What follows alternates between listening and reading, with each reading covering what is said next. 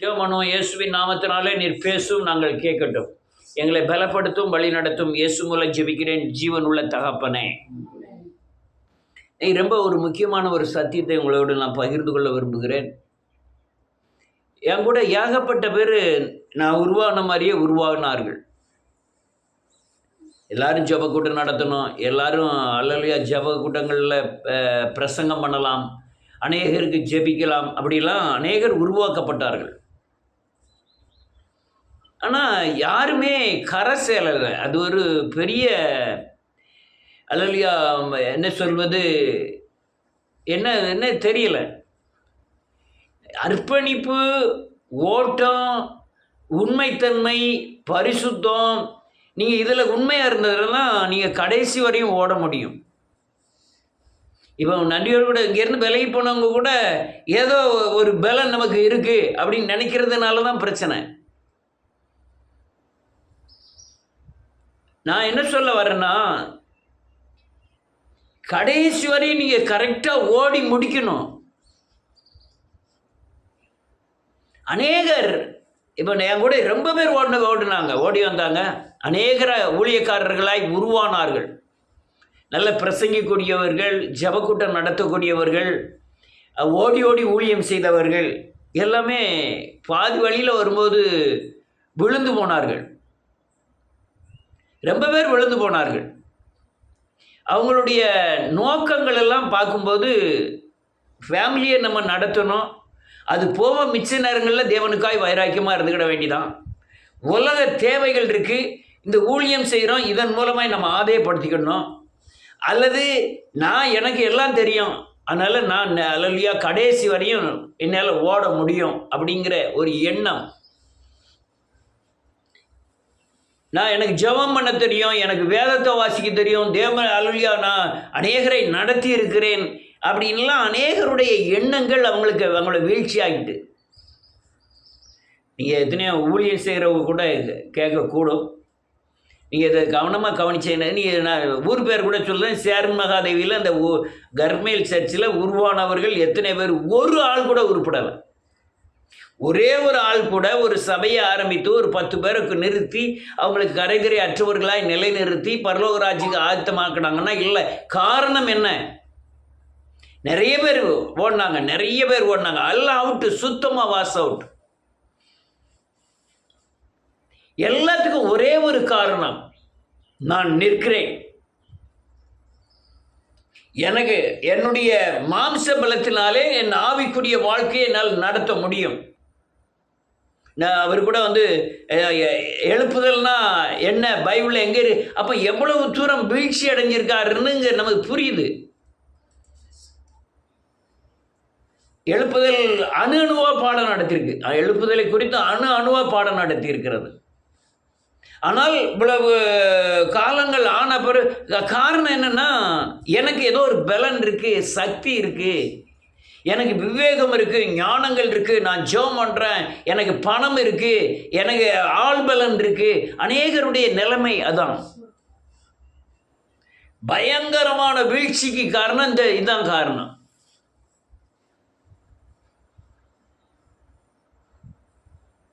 நல்லா நினச்சிக்கிட்டுங்க, நான் இன்னைக்கு கிறிஸ்துக்குள்ள நீங்களும் நானும் நிற்கிறோம்னா என் பலத்தினால் அல்ல, தேவ கிருபையினால் நிற்கிறேங்கிறத மட்டும் புரிஞ்சுக்கணும். அல்லேலூயா. பயத்தோடு தேவனை சேவிக்க வேண்டும், நடுக்கத்தோடு களி கூற வேண்டும். தெரிந்திருக்கிறவைகள் குறைவானவைகள், தெரியக்கூடியவைகள் அதிகமானவைகள். ஒரு அல்லேலூயா இயேசுவை குறித்து அறிங்கக்கூடிய பகுதி நிறைய இருக்கு.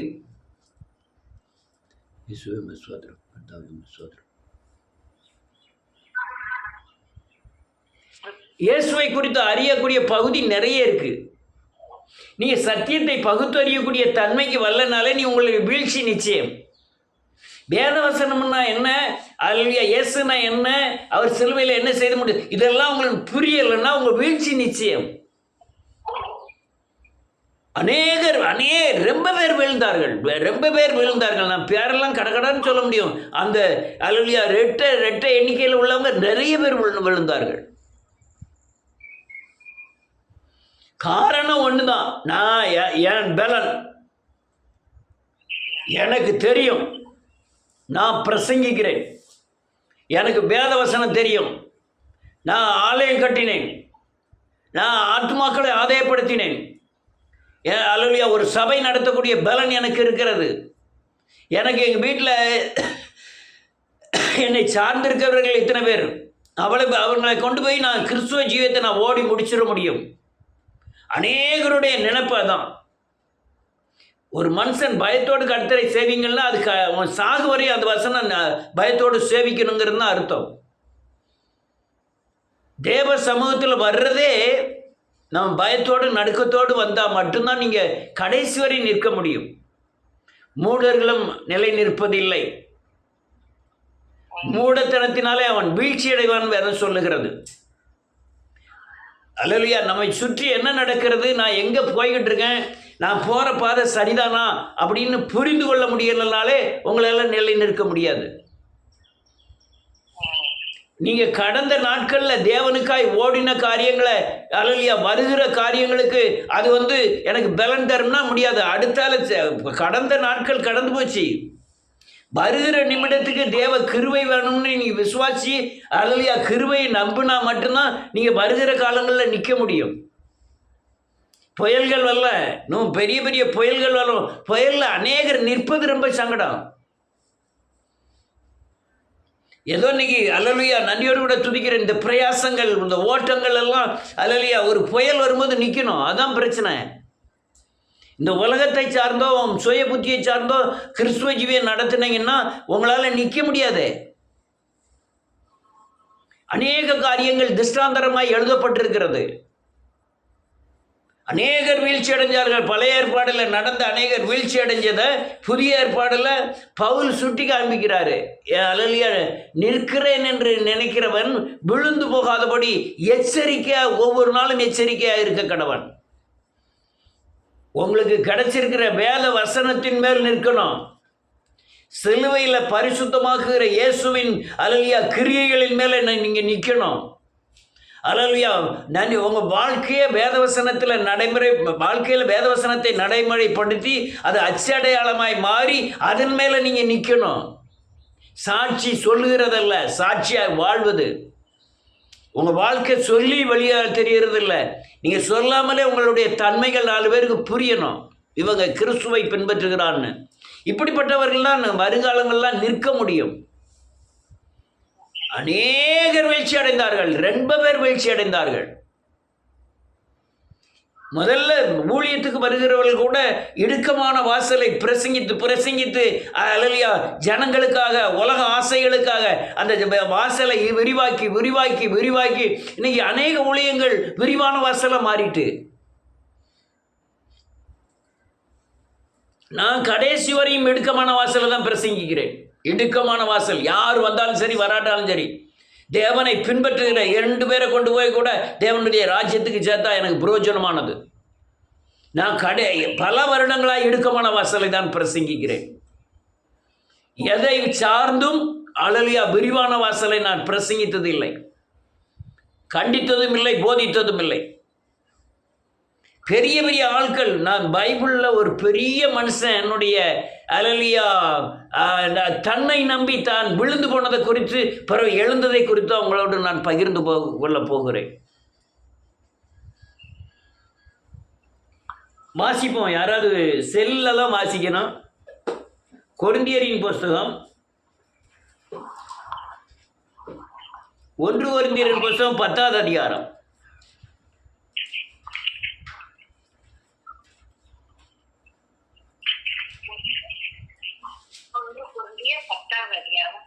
பத்தாவது அதிகாரம் 5வது வசனத்திலிருந்து. அப்படி இருந்தும் அவர்களின்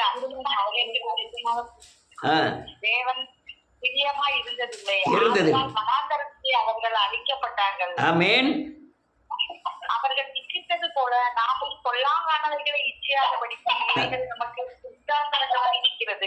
இது பழைய ஏற்பாடுல வீழ்ந்து போனவர்களுடைய அடையாளம். புதிய ஏற்பாடுல நீங்க செய்யக்கூடாது, நீங்க விழுந்து போவீங்க, இதுதான் திஷ்டாந்தரம் அப்படின்னு பவுல் இந்த வார்த்தைகளை குறித்து சொல்லி நம்மை எச்சரிக்கிறார். அல்லையா நிலை நிற்கணும். தேவ சமூகத்தில் நேற்று என்ன பக்தியில் இருந்தீங்களோ அதே பக்தியில் நீங்கள் எப்படி நினச்சாலும் சரி பரவாயில்ல. 30 வருடங்களாய் ஒரே ரெகுலராக ஓடிக்கிட்டு இருக்கேன். அது தேவ கிருபையினால் ஓடுகிறேன். ஒரே சிலர் வீழ்ச்சி அடைவாங்க, 1 வருஷம் சர்ச்சுக்கு போக மாட்டாங்க, அடுத்த போவாங்க. இந்த ஜெப கூட்டங்கள்லாம் அப்படியே கிளம்பி சாயங்காலம் நடத்தலாம் 5 வருடமாய் நடத்திக்கிட்டு இருக்கிறேன். இந்த சமையல் பண்ணுற காரியங்கள்லாம் 25 வருடங்களாய் பண்ணியிருக்கிறேன். அல்லையா வீழ்ச்சி அடையாதபடி தேவனை நிலைநிறுத்தி நிறுத்தி ஓடிக்கொண்டிருக்கிறேன் கிருபையினாலே. வேதம் என்ன சொல்லி பாருங்க, அடுத்தல இச்சது போல இச்சிக்காத, அது உனக்கு அடையாளமாய் உனக்கு எச்சரிக்கையாய் திருஷ்டாந்தரமாய் வைக்கப்படுகிறது. அடுத்தல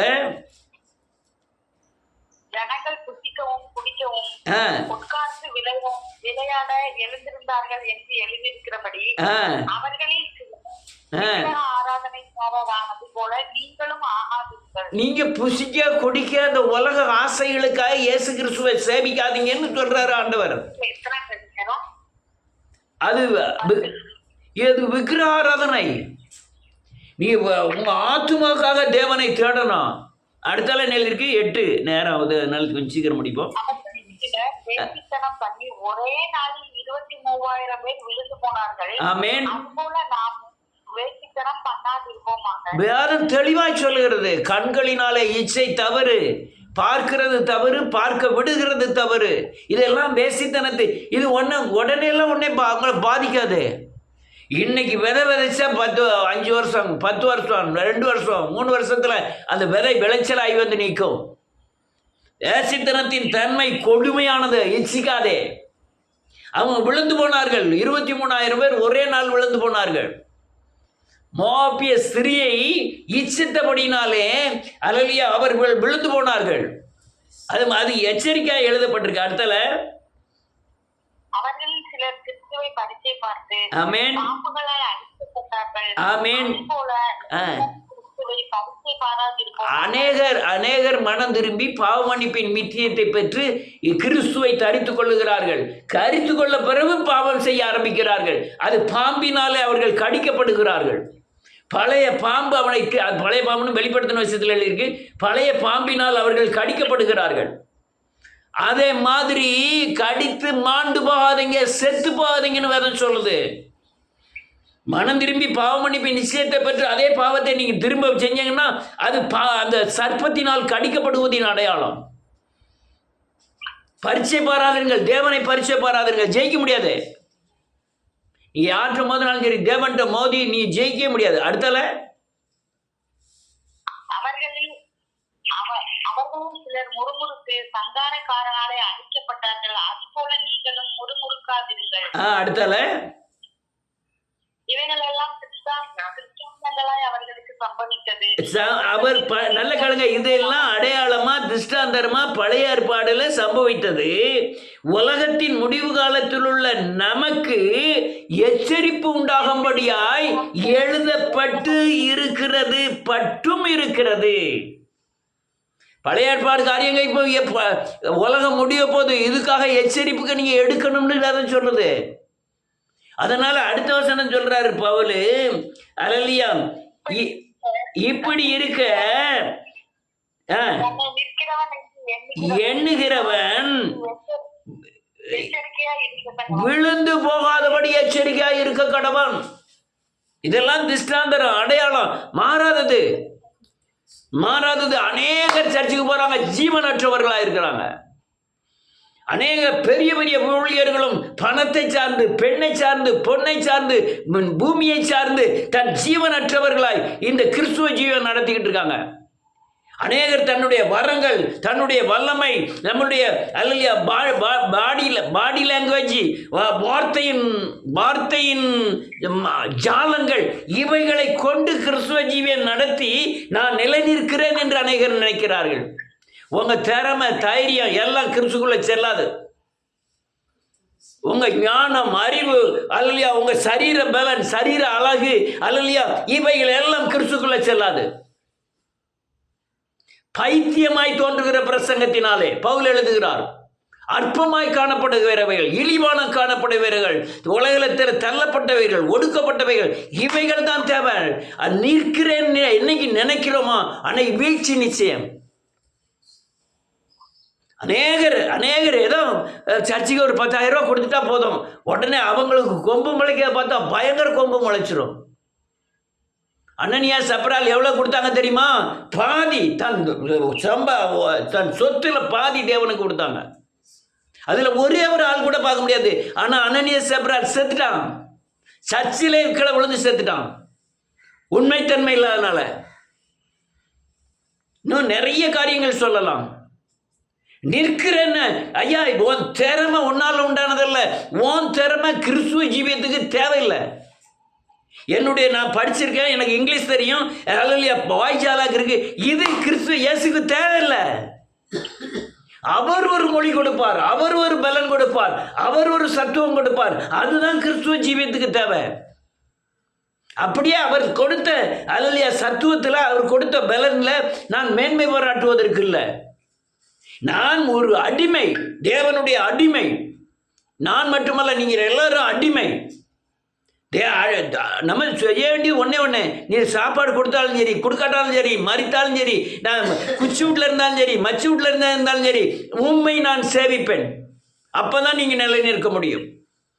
பணம் இருந்தாலும் இல்லாட்டாலும், சாப்பிடாட்டாலும் நான் தேவனுக்காய் நிற்பேன் அப்படின்னு நிற்கக்கூடியவர்கள் மட்டும்தான் கிறிஸ்துவ ஜீவியத்தில் நிற்க முடியும்.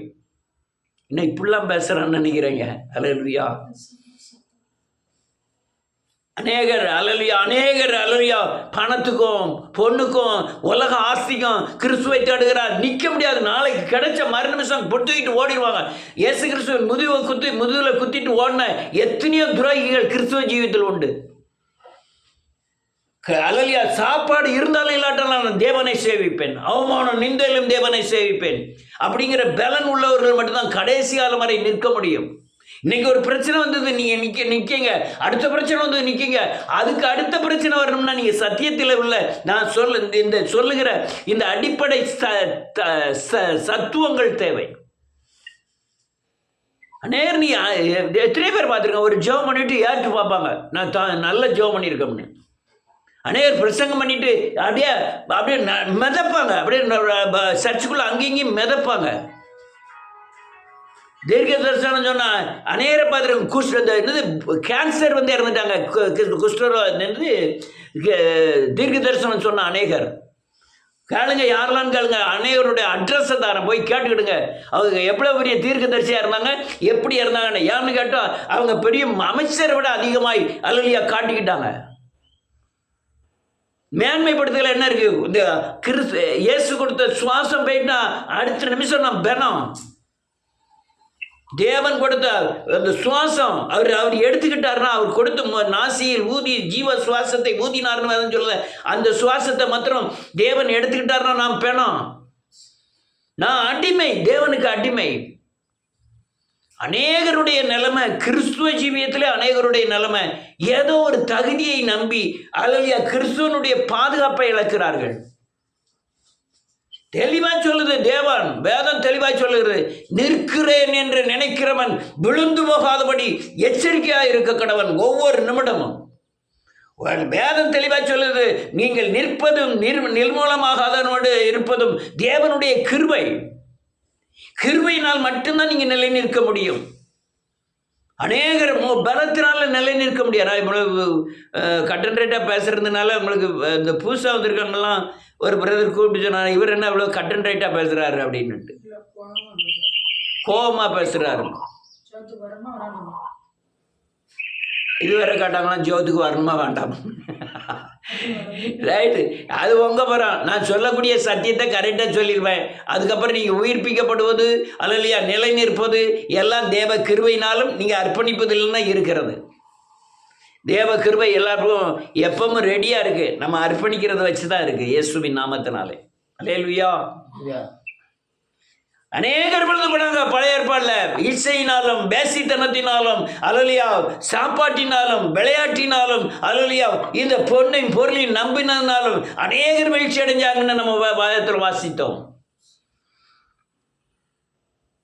இது எதுக்கு?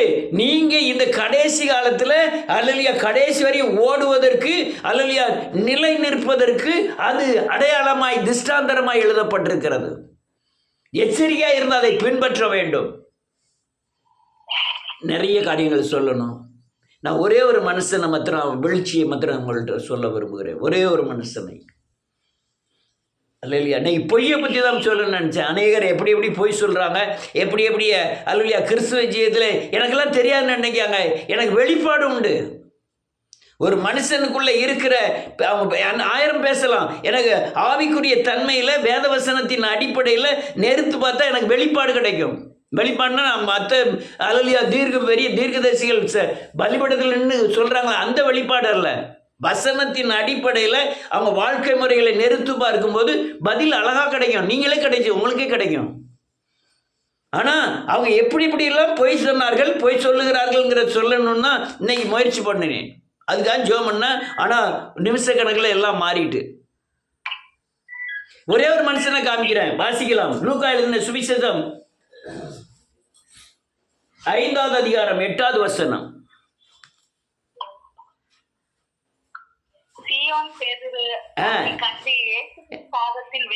விழுந்து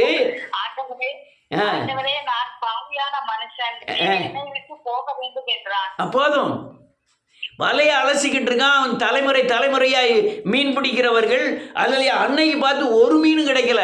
ஏன்னா மீனுக்கு பூரா தேவன் கட்டளையிட்டார், இவன் வலை வீசுகிற இடத்துல நீ மீன் போகாதீங்கன்னு கட்டளையிட்டபடினாலே அதில் ஒரு மனுஷனை மீன் விழுங்க முடியும். தேவன் கட்டளையிட்டு ஒரு மனுஷனை மீன் விழுங்க முடியும்னா அந்த மீன் அங்கே வராதுன்னு சொல்றதுக்கும் அவரால் முடியும். அவன் வலை போட்டு ராத்திரி முழுக்கும் பிரயாசப்படுகிறான், ஒன்றுமே அமையலை. இவங்க தலைமுறையாக எங்கன எப்படி மீன் பிடிக்கணும்னு நல்லா தெரிந்தவர்கள். ஆனால் அன்னைக்கு கிடைக்கல. வருத்தத்தோடு வலையை அலசிக்கிட்டு இருக்கான். ஆண்டவர் கூப்பிட்டு சொன்னார், வலது புற வலையை போட்டுனாரு. இதுவரை பிடிக்காத அளவுக்கு மீனை பிடிக்கிறோம். பிடிச்ச பிறகு தான் பார்க்குறான்.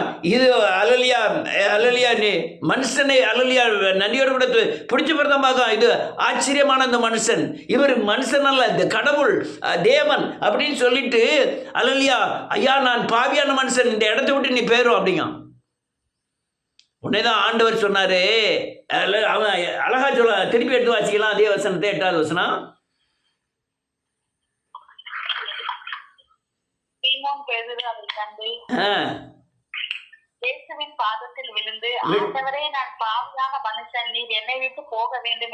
இது முதல் தொடர்ச்சி.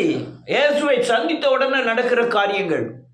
நான் பாவியான மனுஷன். நான் முதல்ல புதுசாக ரசிக்கப்பட்டு வர ஆட்களை பார்த்துருக்கேன். அதே ஆள் 10 வருஷம் கழித்து சர்ச்சுக்கு வரும்போது அவங்களுடைய மேட்டின்மை, அவங்களுடைய நடக்கைகள், அவங்களுடைய பேச்சு தன்மைகள் இதெல்லாம் பயங்கரமாய் மாற்றத்தை கண்டேன். நான் அதை தேவ துரோகியாக தான் பார்க்கிறேன். ஏன்னா நம்ம பலத்தை கொண்டு போய் தேவனை எடைபட முடியாது. அவர் சர்வ வல்லமை உள்ளவர். அவருடைய ஞானத்துக்கும் நம்முடைய ஞானத்துக்கும், அவருடைய பலத்துக்கும் நம்முடைய பலத்துக்கும் ஏணி வச்சா ஏணிங்க ஒரு தூசு கூட கிடையாது. ஆனால் அநேகருடைய தன்மையை பார்க்கிறோம். ஒரு 10 வருஷம் வந்து ஒரு இயேசுவை கொஞ்சம் தெரிஞ்சுக்கிட்டா இவன் முதல்ல சொன்ன காரியம் தான், பாவியான மனுஷரியா நீர் பரிசுத்தர், நான் உங்க முன்னால் நிற்க கூட தகுதி இல்லை, நீர் என்னை விட்டு போயிடும். நீ முதல்ல சர்ச்சுக்கு வரங்க பூரா பாருங்க, நீ எங்க இருந்தாலும் சரி அதே பயமும் அதே பக்தியும் அதே அர்ப்பணிப்பும் அதே பிரயாசமும் அதே ஓட்டங்களும் அதே அன்பும் கடைசி வரை இருப்பதில்லை. காரணம் தன் சுயத்தை நம்புகிறனால தான், தன் பலத்தை நம்புகிறது, தன்னுடைய ஞானத்தை நம்புகிறனால தான். இவன் அப்படிதான் சொன்னான். அல்லேலூயா. உடனே அவனை கூப்பிட்டு அவனையும் அவன் தம்பி அந்திரேயாயும் அல்லேலூயா இன்னும் 10 பேரையும் கூப்பிட்டு தேவன் ஊழியத்துக்கு என்று சீசர்களாய் அமைத்தார். முதல்ல பயங்கர தாழ்மையை பார்த்தார். பேதுருவை தாழ்மை. பிடிச்ச மீனை என்ன தெரியாது. வேதம் சொல்லி படிக்கல்லாதவர்களாகிய பேதுருவும் யோவானும் துணிந்து பேசினார்களாம். ஆனால் அதே பேதுருவை தேவன் முதல் மனுஷனாய் வைத்தார். அதுதான் எழுதியிருக்கு, முந்தினவன் பேதுரு. மத்தேயு 10:2 முந்தினவன் பேதுரு. முதல் ஆளு பேதுரு. கடல்ல இயேசு கிறிஸ்து நடந்து வர்றார், தெய்வம் நடந்து வருது, கடவுள் நடந்து வருகிறார் கடல்ல. வேற யாராவது கேட்டுறாங்க பைபிள்ல கடவுள்னு எழுதியிருக்கான்னு?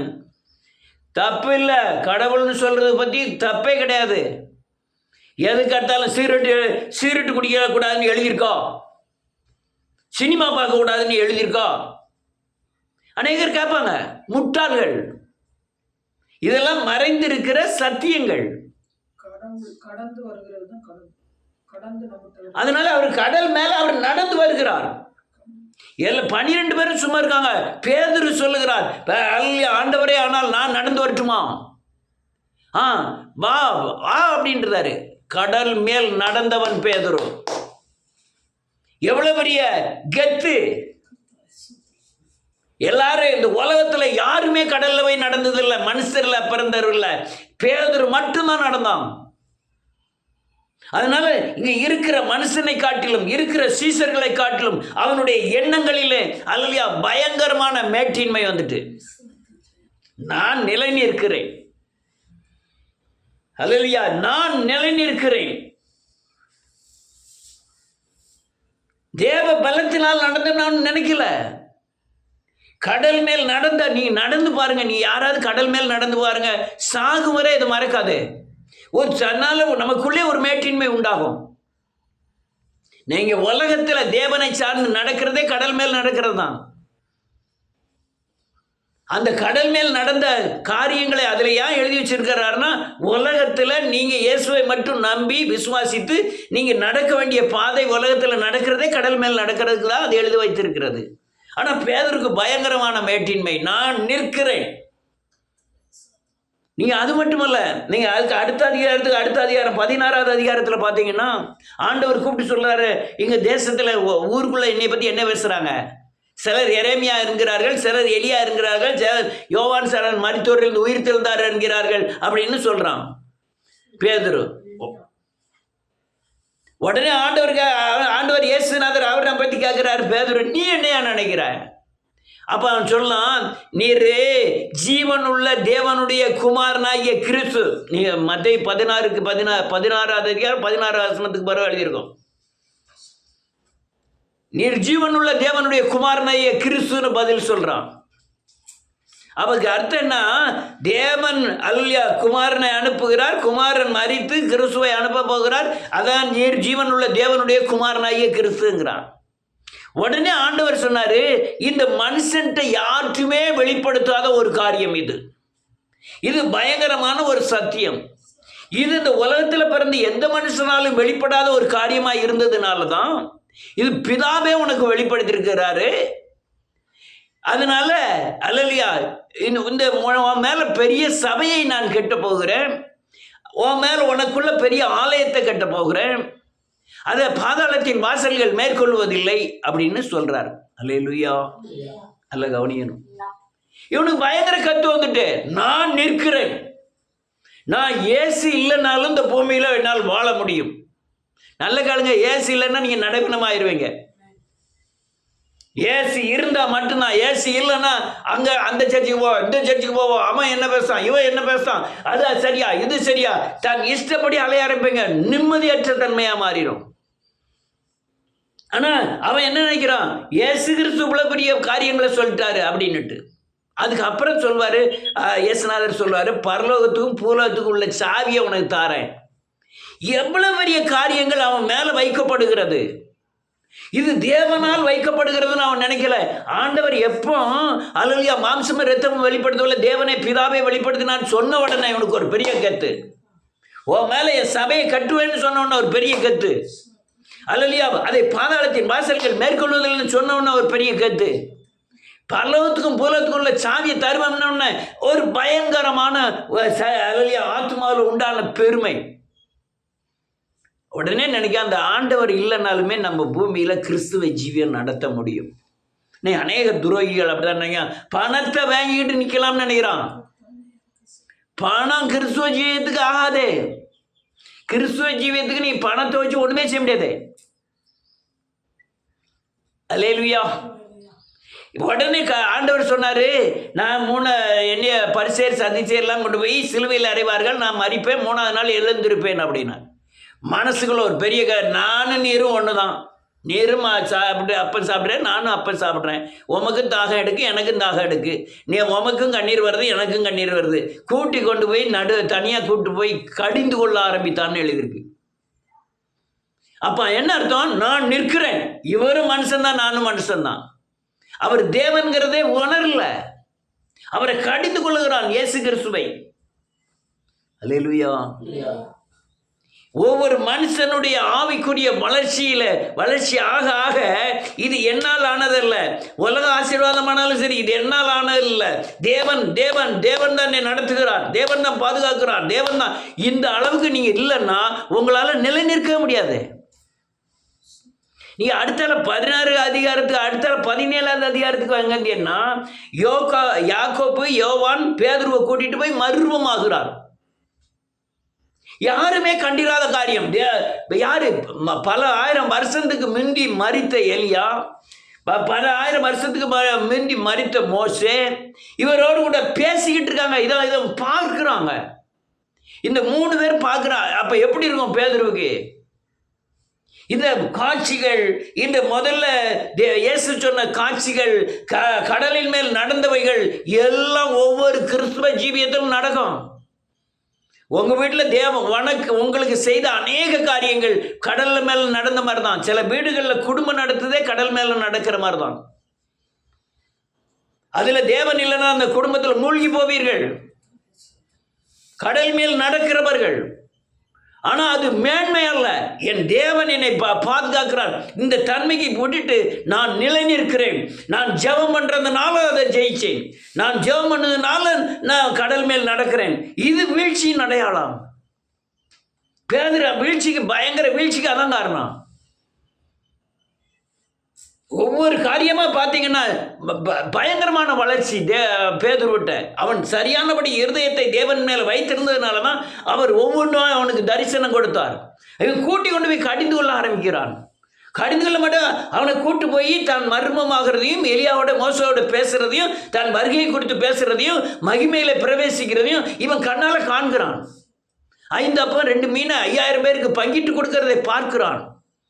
இவனை சார்ந்த காரியங்கள் அநேக நடக்கிறது. அவனை தான் நினைக்கிறான், எனக்கு ஆண்டவர் இல்லாமல் நான் நிலை நிற்பேன்.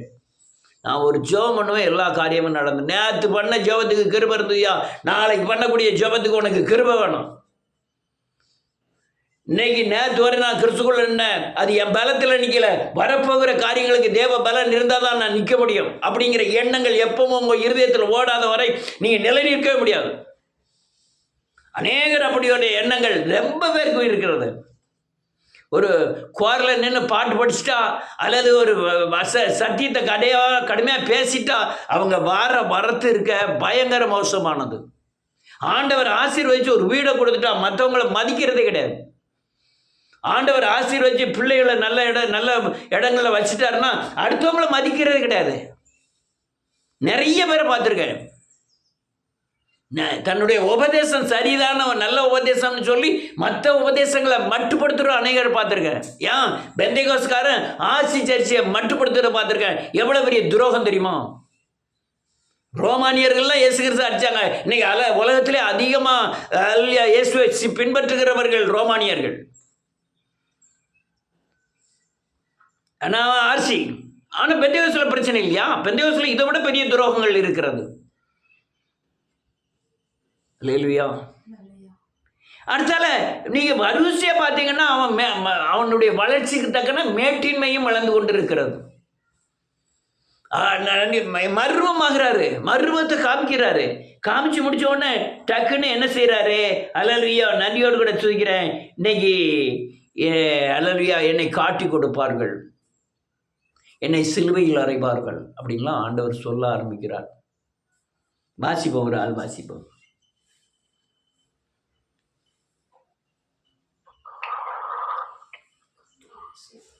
மத்திய எழுதின சுவிசேஷம் 26வது அதிகாரம்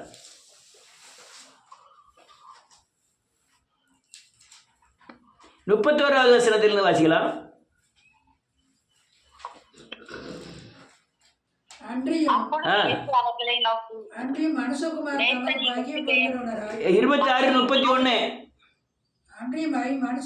அன்றியும் மனுஷகுமாரன் தமது மகிமை பொருந்தினவராய் சகல பரிசுத்த தூதரோடு கூட வரும்போது தமது மகிமை உள்ள சிங்காசனம் மேல் வீற்றிருப்பார். அப்பொழுது சகல ஜனங்களும் அவருக்கு முன்பாக சேர்க்கப்படுவார்கள்.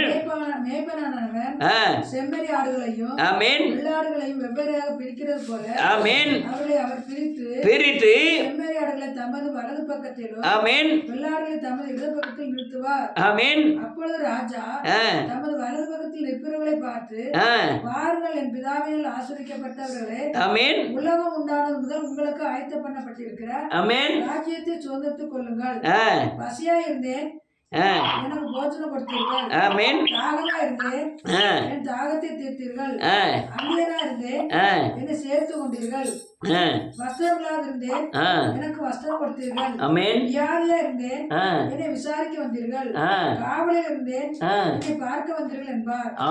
அப்பொழுது நீதிமான்கள் அவருக்கு பிரதியுத்தரமாக, ஆண்டவரே, நாங்கள் எப்பொழுது உம்மை பசியுள்ளவராக கண்டோம், உமக்கு போஜனம் கொடுத்தோம், எப்பொழுது உம்முடைய தாகமுள்ளவராக கண்டோம், உம்முடைய தாகத்தை தீர்த்தோம், எப்பொழுது உம்மை அந்நியராக கண்டோம், உம்மை சேர்த்து கொண்டோம், எப்பொழுது உம்மை வஸ்திரம் கண்டோம், வஸ்திரம் கொடுத்தோம், எப்பொழுது உண்மை வியாதி உள்ளவராக காவலில் இருக்கிறவராகவும் கண்டு உம்மிடத்தில் வந்தோம் என்பார்கள். போதும், இவ்வளவு காரியங்களும் அவர் சொல்றாரு, நடக்க போற காரியங்களை போறான்.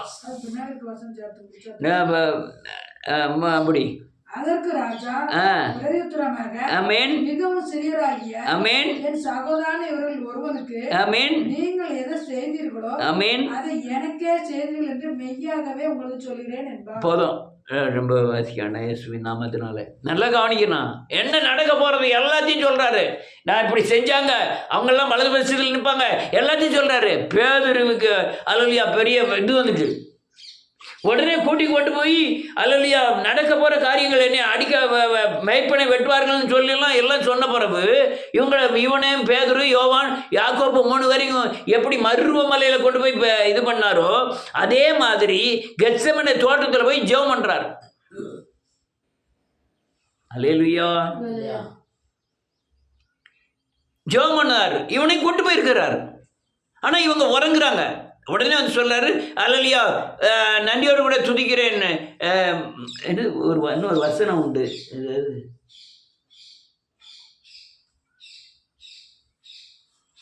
யார் மறுதளித்தாலும் நான் மறுதளிக்க மாட்டேன். லூக்கா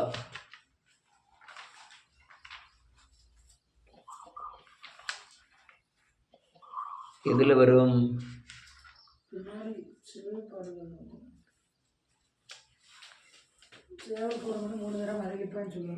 லூக்கா 22வது அதிகாரம்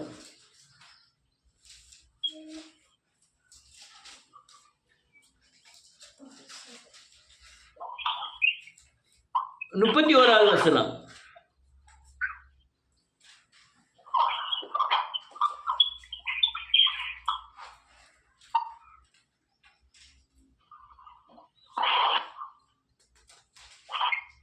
பின்னும் கர்த்தர், சீமோனே சீமோனே, சீமோனே சீமோனே, இதோ கோதுமை சுளைகளால் புடைக்கிறது போல சாத்தான் உங்களை புடைக்கிறதுக்கு உத்தரவு கேட்டுக்கொண்டார்.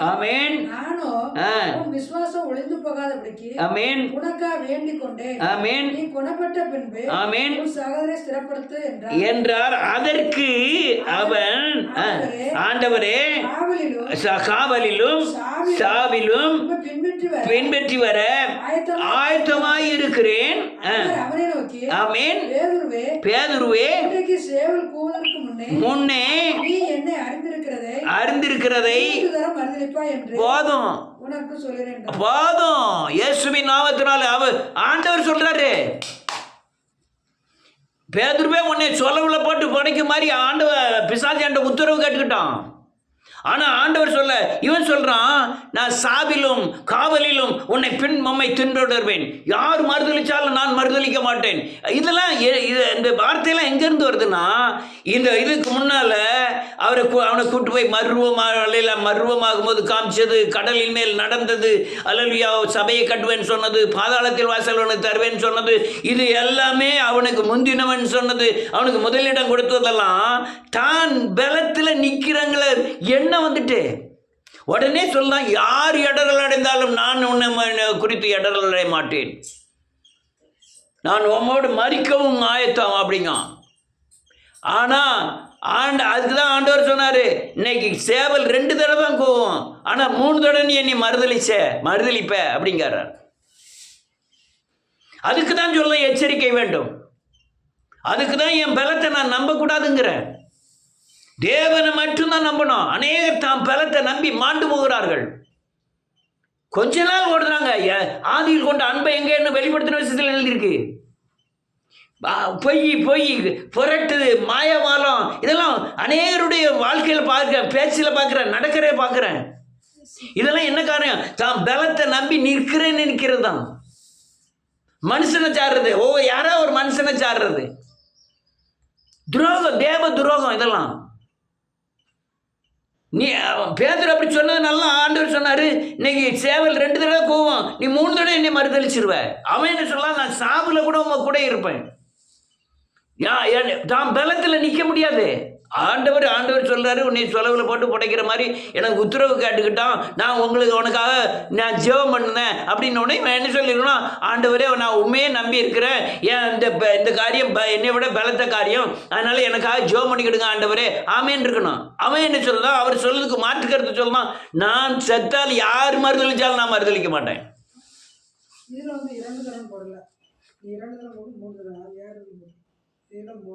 வேண்டாம்.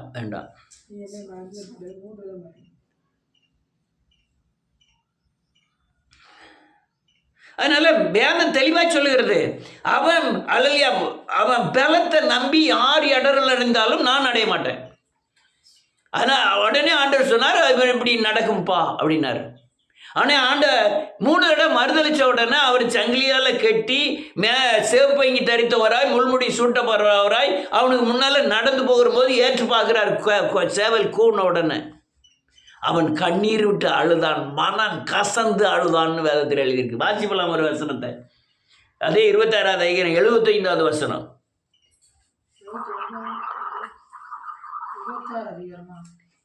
மற்ற 26வது அதிகாரம் 75வது வசனம். 75வது வசனம். அப்போது பேதுரு சேவல் கூவுவதற்கு முன்னே, ஆமென், நீ என்னை 3 தடவை மறுதளிப்பாய் என்று, ஆமென், இயேசு தன்னிடத்தில் சொன்ன வசனத்தை நினைத்துக்கொண்டு, ஆமென், வெளியே போய் மனம் கசந்து அழுதான். அதுக்கு அர்த்தம் என்னன்னா, நான் இதுபோல தூரம் நினைச்சது நடந்தது பூரா தப்பு ஆண்டவரே, என்னை மன்னியும், அல்லேலூயா, நான் உம்முடைய கிருபையினால தான் நிலையில் இருக்கிறேன் அப்படின்னு கதற ஆரம்பிக்கிறான். மனம் இந்த காரியத்தை யூதா செய்யல, மனம் கசந்து அழுதான். ஆண்டவரே,